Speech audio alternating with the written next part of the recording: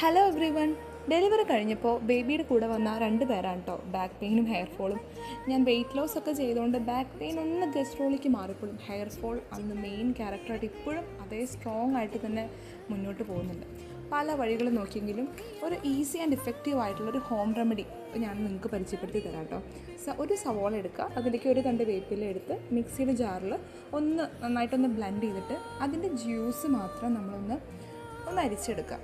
എന്നിട്ട് അത് നമ്മൾ ഏതെങ്കിലും ഒരു ഓയിൽ ചേർത്തിട്ട് അപ്ലൈ ചെയ്യുക. ഞാനിവിടെ യൂസ് ചെയ്തേക്കുന്നത് റോസ്മേരി ഓയിലാണ് കേട്ടോ. അത് ചേർത്തിട്ട് ഞാൻ ഹെയറിൽ മൊത്തം ഒന്ന് തേച്ച് പിടിപ്പിച്ചിട്ട് 15 മിനിറ്റ്സ് കഴിഞ്ഞിട്ട് ഷാമ്പു ചെയ്തിട്ട് വാഷ് ചെയ്ത് കളയാം.